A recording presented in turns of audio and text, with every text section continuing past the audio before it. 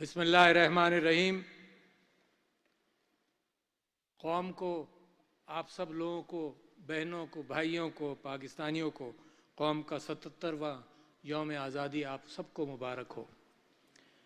और इस मौके पर सबसे अच्छी चीज़ ये होगी कि मैं बानियान पाकिस्तान को खिराज तहसीन पेश करूं, जिन्होंने पाकिस्तान के लिए जद्दोजहद की और पाकिस्तान बनाकर हमारे हाथ में दे दिया। मैं बिलखुसूस इस बात का जिक्र करूंगा कि कभी कभी हमारी जहनों से ये बात ओझल हो जाती है कि 1857 की जंग आज़ादी से ये मामला बहुत सफाई के साथ शुरू हुआ और उस ज़माने के मुताल्लिक़ ये कहा जाता है, हमारे शहीदों की दास्तान वहाँ से शुरू हुई। उस ज़माने के मुताल्लिक़ ये कहा जाता है कि दिल्ली के गलियों, बाज़ारों में और दीवारों में मुसलमानों का खून रचा हुआ था और महीने भर तक उसकी खुशबू फ़ज़ाओं में घुलती रही। वहाँ से जद्दोजहद शुरू हुई। उस कुर्बानी के बाद सर सैयद अहमद ख़ान जैसे बड़े लीडर, उन्होंने कहा दुनिया के इल्म को अपनाओ, मुसलमानों तरक्की करोगे, दुनिया के अंदर जब आगे जाओगे तो इल्म बेइंतहा ज़रूरी है। वहाँ से इल्म की दाग बेल डाली गई। अल्लामा इकबाल का विजन उम्मत के एतबार से और इस बात से कि मुसलमानान हिंदुस्तान अपना उरूज पाएंगे और उड़ान पाएंगे और दुनिया के ऊपर एक खूबसूरत नज़र डालेंगे। और फिर कायद आज़म मोहम्मद अली जिन्ना की वकालत, इंसाफ पसंदी और जद्दोजहद, जिसके मुताल्लिक़ बहुत सारे लोग कहते हैं कि दुनिया में ऐसे कम लीडर पैदा हुए जिन्होंने नक्शा बदला, दुनिया में एक बहुत कम लीडर पैदा हुए जिन्होंने कौम बनाई, कायद आज़म उनमें से हैं। फिर जब कौम बनी तो उस दिन की भी याद ताज़ा कर लीजिए अपने जहनों में। लाखों लोग शहीद हुए। कायद आज़म मोहम्मद अली जिन्ना और फातिमा जिन्ना ने उन ट्रेनों का इस्तकबाल किया जो लाशों से भरी हुई थी। उस दिन की कुर्बानियाँ, उन दिनों की कुर्बानियाँ, ये वो पाकिस्तान के बनाने वाले थे जिन्होंने आपके लिए राहें हमवार की। ये याद दहानी इस वजह से ज़रूरी है कि जब हम पाकिस्तान की तामीर कर रहे हैं और कभी कभी एहसास होता है कि आजमाइशों में हैं, तो कम से कम अपनी याद को ताज़ा करें, अपनी उस ताकत को जो ज़हनी ताकत है और अपनी उस जस्तजू को मज़ीद मुस्तहकम करें। मैं समझता हूँ कि ये वक्त फिर बहुत ही अच्छा है कि जिन लोगों ने शहादतें दी 1857 से गिने और आज भी गिने, और आज भी मेरे फौजी, मेरे सिविलियंस, मेरे लोग पाकिस्तान के लिए मुसलसल शहादतें दे रहे हैं। आज भी ये याद रखें कि दहशतगर्दी की जंग के अंदर कम से कम 1 लाख जानें हमने अल्लाह के सामने पेश की। तो ये खून का जो रिश्ता है इस्लाम के साथ और पाकिस्तान के साथ, ये खून, ये लाल रंग जो है, ये इस मुल्क को, मेरे मुल्क को हरा करता है। लिहाजा इन सब की कुर्बानियों को मैं खिराज तहसीन और खिराज अक़ीदत पेश करता हूँ, दिल से पेश करता हूँ। ये चीज़ याद रहनी चाहिए। जो कौमें इन चीज़ों को भूल जाते हैं, जो कौमें इन कुर्बानियों को भूल जाती हैं, वो अपने मुस्तक़बिल को भी भूल जाती हैं कि किस लिए ये जानें दी गईं। और जानों के साथ साथ मैं समझता हूँ ये जद्दोजहद भी जारी रहेगी। जिन्होंने वतन की तहफ़्फ़ुज़ दिफ़ा और सलाम की खातिर ये जद्दोजहद की, वो भी आज इस बात का हम समझते हैं उनको भी खिराज तहसीन पेश करना चाहिए। और साथ साथ ये फिर सोचिए कि क्या मकसद था। याद दहानी कर लूँ मैं भी और आप भी आज के दिन 77 साल, 77वां जश्न आज़ादी है, तो याद कर लें। उस दिन ताज़ा थी जब पाकिस्तान बना था 1947 को, जब लाशें बह रही थीं और खून बह रहा था। उस दिन ताज़ा था। दोबारा मैं ताज़ा करना चाहता हूँ کہ جمہوریت کے لیے یہ قربانیاں ہم نے دیں، آزادی کے لیے یہ قربانیاں ہم نے دیں، مساوات اور رواداری کے لیے دیں، اور سماجی انصاف کا بول بالا کرنے کے لیے قربانیاں دیں، آئین، قانون اور میرٹ کی بالادستی کے لیے یہ قربانیاں دیں، سماجی اور معاشی استحصال کا خاتمہ کرنے کے لیے یہ قربانیاں دیں، بنیادی حقوق کی ضمانت، شخصی آزادیوں کے لیے یہ قربانیاں دیں، عدلیہ کی آزادی اور قانون کی نظر میں برابری کے لیے دیں، اور قومی یکجہتی اور اتحاد کا فروغ دینے کے لیے دیں۔ لہٰذا آج میں مسلمانوں کو یاد دلانا چاہتا ہوں کہ قرآن کی دوسری سورت الف لام میم اس بات کو پورا کر دیتی ہے کہ اگر اس راستے پر چلو گے تو تمہاری فلاح ہوگی، اور وہ امت مسلمہ کا راستہ ہے اور وہ پاکستان کا راستہ ہے۔ ذرا میرے ساتھ 2 منٹ اس راستے پر چلیے اور دیکھیے کہ اللہ کیا کہتا ہے، اللہ کیا چاہتا ہے، اور میں نے اور آپ نے کیا کرنا ہے۔ سب سے پہلی بات اللہ تعالیٰ فرماتا ہے ذالک الکتاب لا ریب فیہ، بات وہاں سے شروع ہوتی ہے جہاں سے سچائی سے شروع ہوتی ہے۔ اللہ کہتا ہے اس کتاب میں کوئی جھوٹ نہیں، اور میرا اور آپ کا ایمان اس کے اوپر ہے۔ پھر اللہ تعالیٰ فرماتا ہے ھدی للمتقین، یہ ہدایت ہے ان لوگوں کے لیے جو اللہ سے خوف رکھتے ہیں اور اللہ کے بتائے ہوئے راستے پر چلنے کو تیار ہوں۔ یہ بتا دیا کہ یہ ہدایت کس کے لیے ہے، اور بچوں آپ بھی سوچیں اور بڑے آپ بھی سوچیں، بزرگوں کو بھی معلوم ہے۔ ھدی للمتقین الذین یؤمنون بالغیب، کہ ایمان لائے وہ متقی جو ایمان لائے غیب پر، کیونکہ اللہ ہے بھی اور میرے دل سے قریب ہے، میرے ہر روئے روئے میں بھی ہے اور نظر بھی نہیں آتا، اور یہی وہ ہے کہ غیب پر ایمان لاتا ہے۔ تو ہر مسلمان گواہی دیتا ہے اس بات کی کہ اس کا اللہ پر ایمان ہے۔ بات شروع ہوتی ہے فاؤنڈیشن سے کہ کتاب سچی، اللہ پر ایمان لائے، غیب پر ایمان لائے، اور پھر وَيُقِيمُونَ الصَّلَاةَ، پہلی بات آتی ہے کہ کیا راستہ کیا ہے، راستہ کہاں سے ملے گا؟ جو لوگ نماز قائم کرتے ہیں، اور بچوں اور بڑوں اس بات کو ذہن میں رکھو کہ یہ نماز صرف ریچول نہیں ہے، یہ نماز یہ دن میں 20-25 مرتبہ میں اللہ تعالیٰ سے دعا کرتا ہوں، ان کلمات کے بیچ میں جو اللہ کی تعریف میں اور اللہ کی بڑائی کے لیے بیان کرتا ہوں، اس کے بیچ میں کہتا ہوں کہ اہدنا الصراط المستقیم، اللہ مجھے سیدھا راستہ دکھا۔ سوچیں ذرا اس بات کو، دن میں 25 مرتبہ میں مانگتا ہوں کہ اللہ مجھے سیدھا راستہ دکھا، اور سیدھا راستہ کہاں ملتا ہے؟ سیدھا راستہ سارے قرآن میں ملتا ہے، سیدھا راستہ میرے اسوہ حسنہ میں ملتا ہے، سیدھا راستہ میرے خلفائے راشدین کی زندگیوں میں ملتا ہے، سیدھا راستہ اللہ نے منور کر دیا ہے۔ مگر پھر بھی میں دعا کرتا ہوں اللہ سے کہ سیدھا راستہ مجھے دکھا دے، یہ قرآن کے اندر۔ اور پھر نماز کے ساتھ پھر اللہ تعالیٰ ایک ذمہ داری عائد کرتا ہے، وہ کہتا ہے مما رزقناہم ینفقون، کہ جو تم کو دیا اس میں سے تم اللہ کے راستے میں نکالو، جو تمہیں کھانے کے لیے دیا، جو رزق دیا، مال و دولت تو بات کی بات ہے، اس بنیاد پر میری قوم بنتی ہے، اس بنیاد پر مسلمان کی امت بنتی ہے کہ جو اللہ نے دیا یہ اللہ کا ہے۔ یہ نیشن سیکولر سٹیٹ سے ہٹ کر یہ اسلام کا دعویٰ ہے کہ یہ سب چیز اللہ کی ملکیت ہے، ہولڈ مت کرو اللہ کے راستے میں، وَمِمَّا رَزَقْنَاهُمْ يُنْفِقُونَ۔ تو میں یہ کہتا ہوں کہ پاکستان کے لیے اور اسلام اور امت مسلمہ کے لیے یہ راستے کا جو تعین کیا گیا ہے اس کے اندر سب سے بنیادی چیز ہے۔ میرے نبی صلی اللہ علیہ وسلم نے 2 کام سب سے زیادہ کیے ریاست بنانے سے پہلے، ایک یہ کہ خیرات کی، غریبوں کا خیال کیا۔ ساری زندگی ان کی مکی زندگی کے اندر آپ یہی چیز دیکھیں گے، اور مدنی زندگی میں بھی دیکھیں گے، ریاست بنانے کے بعد بھی غریبوں کا خیال کیا، وَمِمَّا رَزَقْنَاهُمْ يُنْفِقُونَ، اور انصاف کیا۔ اگر یہ 2 چیزیں مسلمانوں کی ریاست میں کم ہو جائیں تو اللہ کی برکت نہیں آتی۔ تو لہٰذا میرے دوستوں بھائیوں، میں وہاں سے بات شروع کرتا ہوں، اور انصاف کے حوالے سے میں آپ سے یہ کہوں کہ بڑی قرآن بھرا ہوا ہے ان ہدایتوں سے، انصاف کے اندر ایک واقعہ مجھے یاد آتا ہے حضرت داؤد علیہ السلام کا، کہ 2 فرشتے آئے، انہوں نے اپنا مقدمہ بیان کیا اور ایک کی بات سن کر حضرت داؤد نے فیصلہ کر دیا۔ دیکھو انصاف کے لیے اللہ تعالیٰ قرآن میں ہدایت دیتا ہے کہ کیسے کرو، دوسرے فریق کو بھی سنو۔ اس بات پر یہ بات اللہ تعالیٰ کو ناگوار گزری اور حضرت داؤد معافی مانگتے رہے، اللہ تعالیٰ نے پھر ان کو معاف کیا۔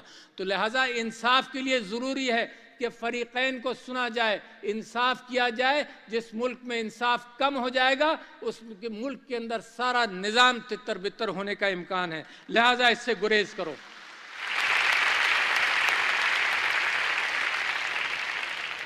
میں آپ کو یہ بتانا چاہتا ہوں کہ قائد اعظم محمد علی جناح نے، میں نے آپ سے ذکر کیا علامہ اقبال، سر سید احمد خان، پھر جب پاکستان بنا تو قائد اعظم محمد علی جناح کیا کہتے ہیں، یہ میں پڑھ کر سنانا چاہتا ہوں، اہم کلمات ہیں ان کے۔ وہ کہتے ہیں کہ اسلام ہماری زندگی اور ہمارے وجود کا بنیادی سرچشمہ ہے۔ ہم نے پاکستان کا مطالبہ زمین کا ایک ٹکڑا حاصل کرنے کے لیے نہیں کیا تھا، بلکہ ہم ایک ایسی تجربہ گاہ حاصل کرنا چاہتے تھے جہاں اسلام کے اصولوں کو آزما سکے اور اسلام قائم کریں۔ یہ اسلامیہ کالج میں 13 جنوری 1948 کو قائد اعظم نے فرمایا۔ تو میں یہ سمجھتا ہوں کہ بدقسمتی ہے کہ ہم اس راستوں سے اگر دوری کریں گے تو معاملات خراب ہوں گے۔ قائد اعظم نے کیا فرمایا؟ قائد اعظم نے کہا جابری والی بیماری سے نکلو، نیپاٹزم، اقربا پروری سے نکلو، میرٹ کو فروغ دو، اتحاد کرو آپس میں، سماجی و معاشی انصاف کرو۔ میں یہ سمجھتا ہوں کہ اسلام کی بتائی ہوئی اقدار کو ہمیں اپنانا چاہیے، اور اگر آپ اسلام کی بتائی ہوئی اقدار کو اپناتے ہیں تو میری امت میں میرے نبی صلی اللہ علیہ وسلم نے اور خلفائے راشدین نے اس کی زندگی بھر مثال دی۔ میرے نبی صلی اللہ علیہ وسلم پیٹ پر پتھر باندھتے تھے، لوگوں کو کھلاتے تھے۔ میرے خلفائے راشدین نے مسلسل اس بات کا اہتمام کیا کہ لوگوں کے اندر وہ ہمدردی رہے، غربت کا خاتمہ ہو۔ سب سے بڑی بات کہ غربت کے خاتمے کی کوشش کی۔ جب مال و دولت آتا تھا تو ایک ایک دن کے اندر لاکھوں درہم بانٹ دیا کرتے تھے۔ بی بی عائشہ رضی اللہ عنہا کے پاس لاکھوں درہم آئے، سارے دن میں بانٹ دیے۔ کوئی بینکوں کا تصور نہیں ہوتا تھا، یقیناً بینک بھی ضروری ہوں گے، مگر ایک دن میں بانٹ دیے۔ رات کو ان کی انہوں نے ملازمہ سے پوچھا کہ کچھ ہے کھانے کے لیے، تو ملازمہ نے کہا کہ 1 درہم بھی اگر آپ رکھ لیتی تو رات کا کھانا ہو جاتا۔ یہ ہیں وہ لوگ جنہوں نے پاکستان کی داغ بیل ڈالی، کبھی اس کو بھولنا مت۔ یہ ہیں وہ لوگ جنہوں نے مسلم امہ کو دکھایا کہ غریب پروری کرو، لوگوں کا خیال کرو۔ ریاست تو بعد میں آئی ہے، ریاست تو صرف اس بات کا اہتمام کیا ہے کہ قرآن نے اور اللہ نے آپ لوگوں سے کیا چاہا تھا۔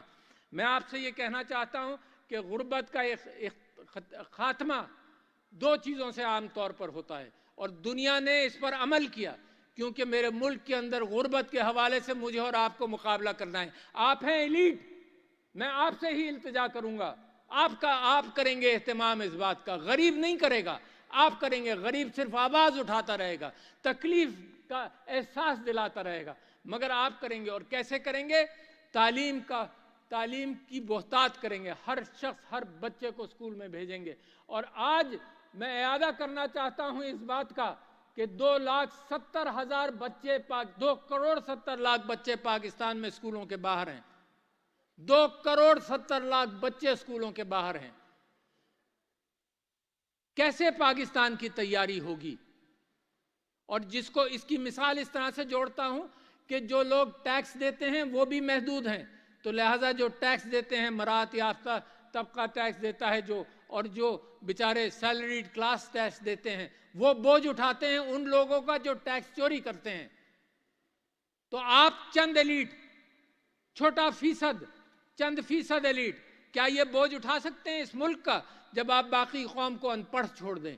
تو لہٰذا میں سمجھتا ہوں غربت سے نکاسی کا بنیادی معاملہ اس بات کا ہے کہ بچوں کو اسکول میں بھیجا جائے، اس کے لیے ایک الگ گفتگو ہو سکتی ہے۔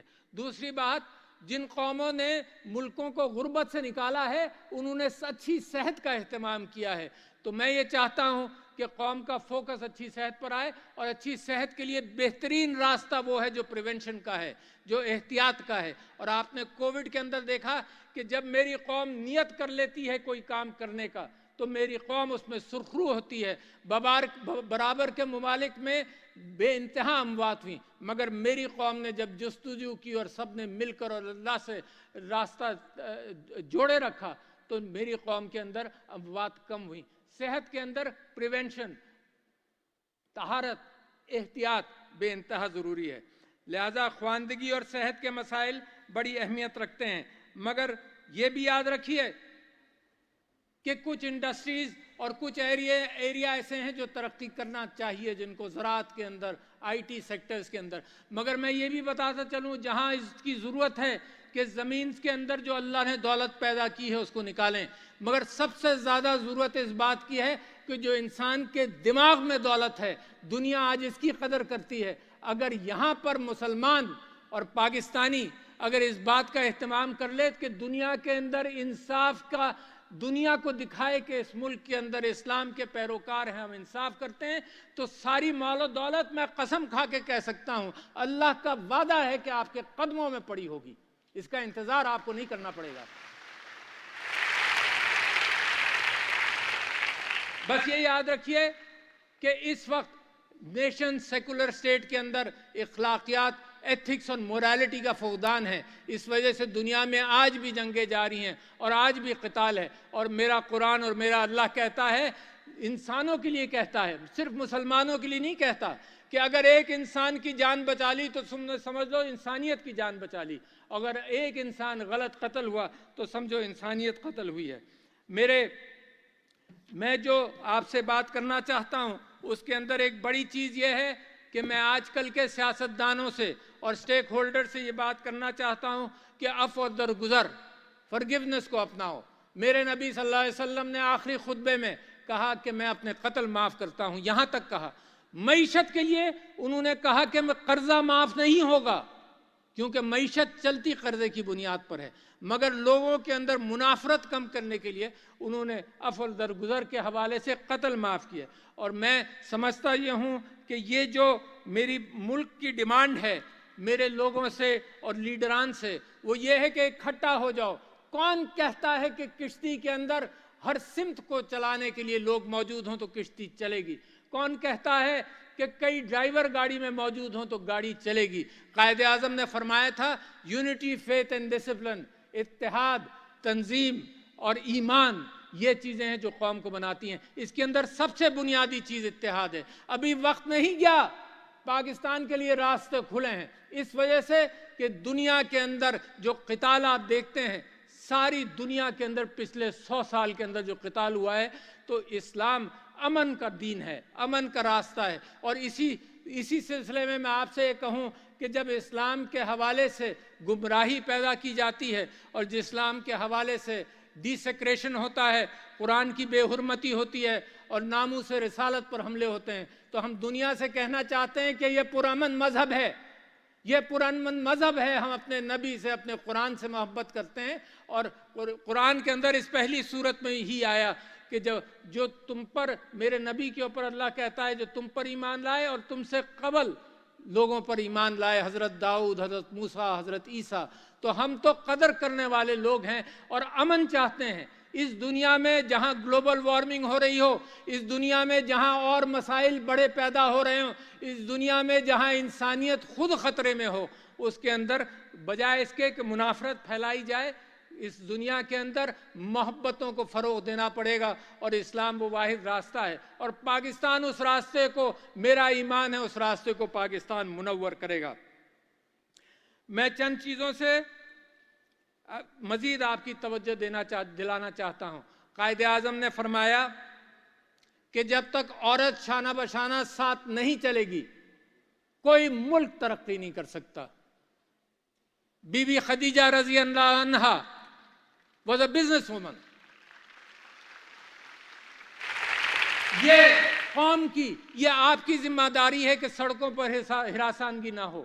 یہ آپ کی ذمہ داری ہے کہ عورت جب حق روزی تلاش کرے جیسے مرد حق روزی تلاش کرتا ہے تو اس کے لیے راستہ سیف ہو، ورنہ نتیجہ یہ ہے کہ پاکستان نصف آزادی کو پوری طرح سے اپنے جی ڈی پی کے اندر اور اپنی محنت مزدوری کے اندر جب استعمال نہیں کر پا رہا تو ترقی نہیں ہوگی۔ قائد اعظم اپنی بہن کو اپنے ساتھ رکھا، اور قائد اعظم کے ایک واقعہ بڑا مشہور ہے کہ اپنی بیوی کے ساتھ جب وہ ایک جلسے میں لکھنؤ میں گئے تو وہاں باہر روک لیا گیا ان کو، مریم جناح کو، تو قائد اعظم گاڑی میں بیٹھے تھے، وہ واپس آئیں کہ جلسے میں مجھے نہیں جانے دے رہے، تو قائد اعظم نے اپنی جیب سے اپنا انویٹیشن کارڈ اس کو دیا کہ اب تم کو کوئی نہیں روکے گا۔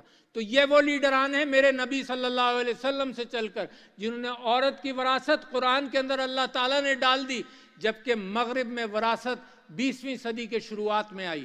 تو یہ آپ کو ایج تھا اور آپ کو ایج ہے، اور دنیا آپ سے آگے نکل جائے تو میری آپ سے درخواست یہ ہے کہ پسے ہوئے طبقے کو اٹھاؤ گے تو ترقی کرو گے۔ جس کے اندر ان پڑھ بچے، جس کے اندر ان پڑھ بچوں کو اور جس کے اندر عورت کو تحفظ فراہم کر کے آگے لایا جائے، یہ وہ چیزیں ہیں جس کی یاد دہانی میں کرا رہا ہوں، کوئی نئی بات میں نہیں کر رہا۔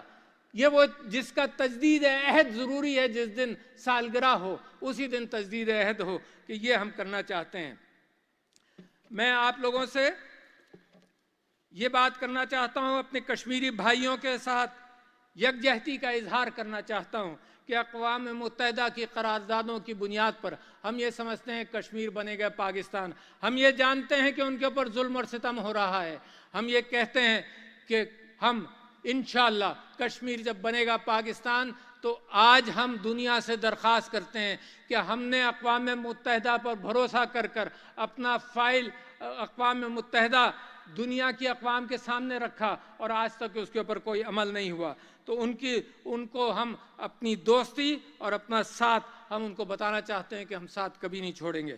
دوسرے، میں تمام اسلامی ممالک، اپنے دوست ممالک، تمام ممالک کا شکریہ بھی ادا کرنا چاہتا ہوں کہ ہماری ضرورت کے وقت وہ ہماری مدد بھی کرتے ہیں، جس میں چین، سعودی عرب، متحدہ عرب امارات، ایران، ترکیہ، خلیجی ممالک، OIC اور دیگر دوست ممالک کا خاص طور پر شکریہ، جنہوں نے ہر مشکل میں ہمیں آسانی کا راستہ دکھایا۔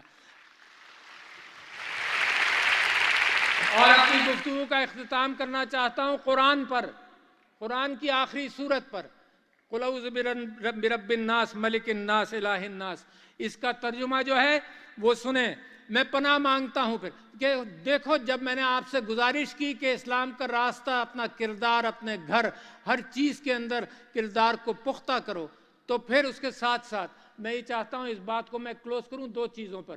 ایک تو یہ ہے کہ اللہ تعالیٰ فرماتا ہے کہ پناہ مانگو اللہ سے، اپنے رب سے، اپنے الہ سے، کہ جو لوگ وسوسے ڈالتے ہیں دل میں، پھر ڈاؤٹ سے نکل جاؤ، پھر قائد اعظم کی بات کے ایمان پر پورا ایمان رکھو، ڈاؤٹ سے نکل جاؤ۔ تو لہٰذا یہ بہت ضروری ہے کہ کوئی بھی کہے کہ پاکستان ایسا، پاکستان ویسا، میں آپ سے وعدہ کرتا ہوں، آپ اپنے آپ سے وعدہ کیجئے کہ پاکستان بہترین ترقی یافتہ ملک بنے گا۔ چند سالوں کی بات ہے، اس سے زیادہ کی نہیں، اگر آپ نے دامن پکڑ لیا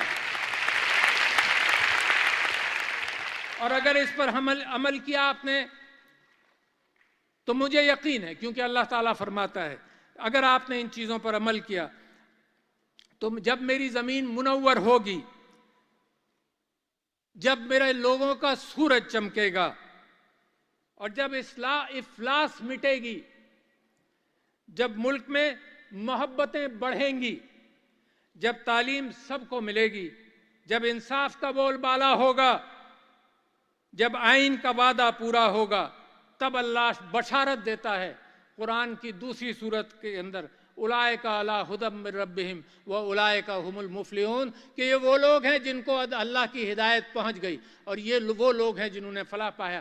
تو جب اللہ کی بشارت ہوگی تو میں یقین دلاتا ہوں آپ کو کہ آج بھی میری آواز نکلتی ہے پاکستان کے لیے، پاکستان پائندہ باد، مگر جب ہر دل، اور یہ آواز زیادہ زور سے نکلے گی اور ہر دل کی آواز اور مزید گونجے گی، اور میرا رواں رواں پکار کر کہے گا اور زور سے کہے گا، پاکستان پائندہ باد۔